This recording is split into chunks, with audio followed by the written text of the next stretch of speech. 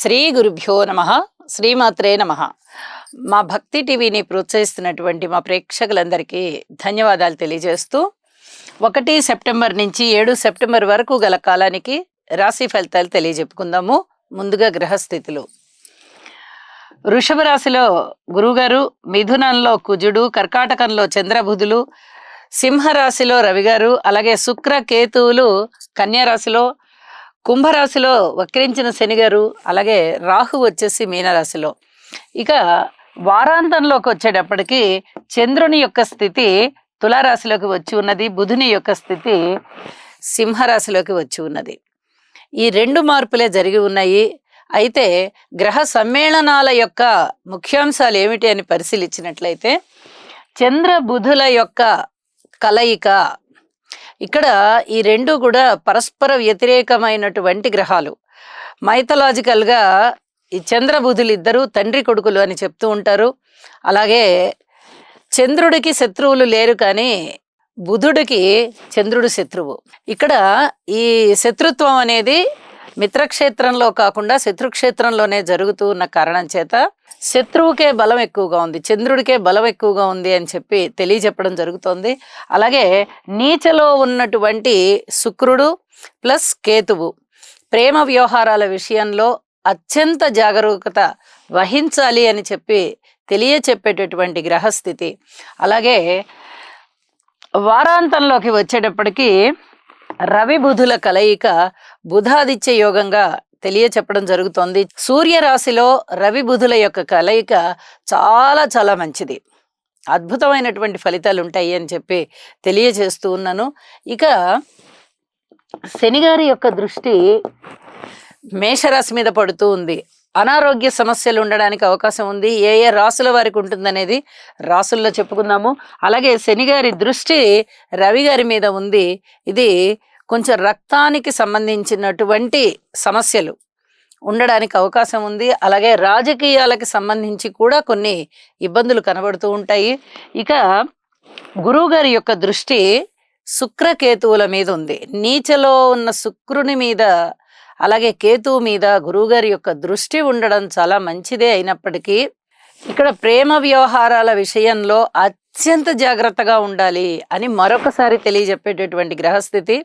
ఆధ్యాత్మికంగా కాస్త ఆధ్యాత్మిక చింతన ఎక్కువగా ఉంటూ ముందంజలో ఉంటారు అని కూడా తెలియచెప్పచ్చు. నాస్తిక భావాలు తగ్గిపోయి ఆస్తిక భావాలు పెరగడానికి చాలా వరకు అవకాశం ఉన్నటువంటి గ్రహస్థితులు అన్నమాట.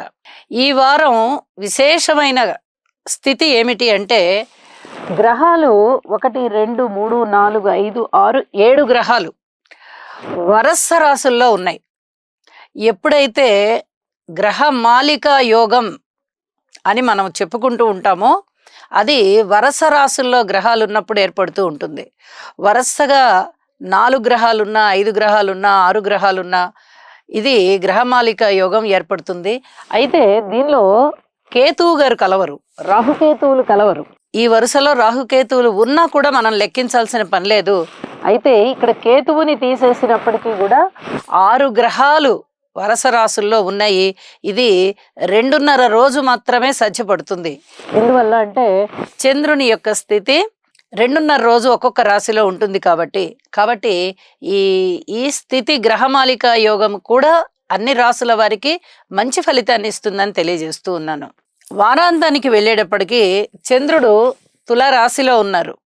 అలాగే కుజుని యొక్క దృష్టి శుక్ర కేతువుల మీద ఉంది. ఇప్పుడు చెప్పినటువంటి ప్రేమ వ్యవహారాల విషయంలో అధిక జాగ్రత్త తీసుకోవలసినటువంటి గ్రహస్థితి. నీచలో ఉన్న శుక్రుడి మీద కుజుని యొక్క దృష్టి పడుతూ ఉంది. ఇది కొంచెం పిల్లల విషయంలో అంటే ఇంకా పూర్తిగా లోకజ్ఞానం తెలియని పిల్లలు 12 ఏళ్ళు 13 ఏళ్ళు 14 ఏళ్ళు ఆ మాత్రం వయసున్న పిల్లల విషయంలో అధిక జాగ్రత్తలు తీసుకోవాలి. పెద్దలు ఖచ్చితంగా కేర్ తీసుకోవలసినటువంటి సమయం అని చెప్పి తెలియజేస్తూ ఉన్నాను. పిల్లల పట్ల జాగ్రత్తగా కేర్ తీసుకుంటూ ఉండండి. చిన్న పిల్లల విషయంలో వాళ్ళకి అభంశుభం తెలియని పిల్లలు, ఒక 10 ఏళ్ల నుంచి 14 ఏళ్ల వయసు గల పిల్లలు, ఆ వయసు పిల్లలు ఏదైనా అధికమైన కోరికలు పెట్టుకుంటారు తెలిసి తెలియని తనం వల్ల. ఇక్కడ కొంచెం పెద్దలు జాగ్రత్తలు తీసుకోవాలి అని చెప్పి మరొకసారి తెలియజేస్తూ ఉన్నాను. ఇక పరిహారాలు ఏమిటి అనేది చివరికి తెలియజెప్తాను. ఇక రాసుల్లోకి వెళ్దాము. కుంభరాశి. కుంభరాశి వారికి 1 సెప్టెంబర్ నుంచి 7 సెప్టెంబర్ వరకు గల కాలానికి రాశి ఫలితాలు ఎలా ఉన్నాయి అని పరిశీలన చేస్తే 6వ స్థానంలో, షష్ఠ స్థానంలో చంద్ర బుధులు, అలాగే అష్టమ స్థానంలో శుక్రుడు. ఈ 3 గ్రహాల యొక్క ఉనికి చాలా బాగుంది.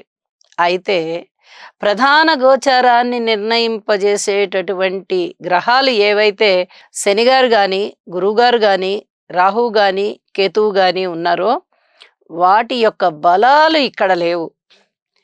అలాగే శనిగారికి ఏలినాటి శని జరుగుతూ ఉన్నది. కుంభరాశికి గురువుగారు అర్ధాష్టమంలో ఉన్నారు. గురు బలము లేదు, శని బలము లేదు, రాహుకేతుల బలము లేదు. కాబట్టి ఇక్కడ గ్రహ బలాలు పెంచుకోవాలని సూచన చేస్తున్నాను. అవడానికి 3 గ్రహాలు చాలా బాగున్నాయి. అయితే అవి 6, 8 స్థానాల్లో మాత్రమే సంచరిస్తూ ఉన్నప్పుడు బాగున్నాయి. ఈ 3 గ్రహాలు త్వరగా చలించే గ్రహాలు. చంద్రుడు 2.5 రోజు, బుధుడు 1 రోజులు, శుక్రుడు 1 రోజులు. అంటే అతి త్వరగా చలించే గ్రహాలు కాబట్టి అవి దీర్ఘకాల సంచారం కాదు, కాబట్టి ఫలితాలు తక్కువగా ఉంటాయి. దీర్ఘకాల సంచారం చేసే గ్రహానికి ఎక్కువగా ఫలితం ఇచ్చేటటువంటి ఫలితం, ఎందుకంటే ప్రతిరోజు చాలా తక్కువ సంచరిస్తుంది ఆ గ్రహం, ఆ రాశిలోనే ఉంటుంది. 30 డిగ్రీల కాలము చాలా నిదానంగా వెళ్తాయి కాబట్టి, సంచరిస్తాయి కాబట్టి చాలా నిదానంగా ఫలితాలు ఇస్తాయి అన్నమాట. ఇక్కడ అదొకటి కనిపిస్తూ ఉంది. ఈ ప్రధాన 4 గ్రహాల ఫలితాలు అంత బాగా లేవు, పైగా అవి దుష్ట ఫలితాలు. కాబట్టి ఇక్కడ నవగ్రహ హోమం చేసుకోండి. ఇది చాలా చెప్పదగ్గ సూచన. మాకు అంత స్తోమత లేదండి అనుకునే పక్షంలో నవగ్రహ స్తోత్ర పారాయణ చేయండి. ప్రతి గ్రహానికి కూడా 11 సార్లు భక్తి ప్రపత్తులతో చదువుకోండి. ఇక్కడ నంబర్ మీద దృష్టి పెట్టద్దు. 5 నిమిషాలు 10 నిమిషాల్లో టైం పెట్టుకోండి. ఒక్కొక్క గ్రహము నేను 5 నిమిషాలు చదువుకోవాలనండి. 11 కాదు, మీరు 27 సార్లు చదువుకోగలుగుతారు. 6వ స్థానంలో చంద్ర బుధులు ఇద్దరు ఉన్నారు. అంటే రుణాలు తీర్చడంలో పరస్పరం 5 రూపాయలు తీర్చాలి అనుకునే చోట 10 రూపాయలు తీర్చేస్తారు. అంత లేదు కదా మన దగ్గర అనే ధ్యాస ఉండదు, ఏదో టైంకి వస్తాయి. అంటే ఇద్దరు కూడా పోటీ పడి అప్పులు తీరుస్తారనమాట. తీర్పిస్తారు మన చేత, వాళ్ళు తీర్చడం కాదు, మన చేత పోటీ పడి తీర్పిస్తారు. అలాంటి ఆలోచనలు వచ్చేస్తాయి. వద్దు, ఇంకా అప్పు ఉండద్దు, తీర్చేద్దాం. ఆ విధంగా సమూలంగా మీ రుణ భారాన్ని తగ్గించేస్తారు. ఇది చాలా చెప్పదగ్గ సూచన. అలాగే విలువైన డాక్యుమెంట్స్ కానీ, లేకపోతే ఏదైనా విందు వినోదాల్లో పాల్గొనడం కానీ, ఇలాంటివన్నీ కూడా చక్కగా చేస్తారు. ఇవి చాలా బాగున్నాయి ఈ ఫలితాలు. అయితే ఈ ప్రధాన గ్రహాలకి మటుకు ఈ చెప్పినటువంటి పరిహారాలు తప్పనిసరిగా చేసుకోండి. ఇంకా బాగుంటుంది. అన్నదమ్ముల యొక్క సహాయ సహకారం తక్కువగా కనిపిస్తోంది. ఆరోగ్య విషయంలో కూడా చాలా జాగ్రత్తగా ఉండాలి. రాజకీయాల పట్ల జాగ్రత్తగా ఉండాలి. అనారోగ్యం, ముఖ్యంగా రక్తానికి సంబంధించినటువంటి అనారోగ్యం కనిపించేటటువంటి అవకాశం ఉంది. ఇక్కడ కూడా చాలా జాగ్రత్తలు తెలియజేస్తూ ఉన్నాను. సంతానం పట్ల ఓర్పు కలిగి ఉండండి. మాతృవర్గ రీత్యా ఓర్పు కలిగి ఉండండి. భార్యాభర్తల అనుకూలత రీత్యా కూడా ఓర్పు కలిగే ఉండండి. పూర్తిగా అనుకూలత లేదు ఇక్కడ. దూర ప్రాంత ప్రయాణాల విషయంలో కూడా 1కి 4 సార్లు ప్రయాణాలు చేయవలసిన పరిస్థితి కనిపిస్తుంది. ఇలా ఏ పక్క నుంచి చూసినా మీరు ఓర్పుగా ఉండవలసినటువంటి గ్రహస్థితులే ఉన్నాయి. కాబట్టి చెప్పిన పరిహారాలు చేసుకోండి. ఇంటి ఇలవేల్పుని పూజించండి. ఈ గ్రహాలకి చక్కగా మనస్సు భక్తి అర్పితం చేసి స్తోత్ర పారాయణాలు చేసుకోండి. ఇక వారాంతంలోకి వెళ్ళేటప్పటికీ బుధుని యొక్క స్థితి సప్తమ స్థానంలోకి వచ్చింది. అలాగే చంద్రుని యొక్క స్థితి 9వ రాశిలోకి వచ్చింది. ఈ రెండిటి వల్ల పెద్దగా ఉపయోగాలు లేని కారణం చేత చెప్పిన పరిహారాలు తప్పనిసరిగా చేసుకుంటూ వారాంతం అంతా కూడా అవే ఫలితాలు ఉంటాయి అని చెప్పి తలపోస్తూ మీ మానసికమైనటువంటి అభివృద్ధిని రెట్టింపు చేసుకోవడానికి మీరు ప్రయత్నం చేస్తూ చెప్పిన పరిహారాలు చేసుకోవాల్సిందిగా సూచన చేస్తూ నమస్కారం.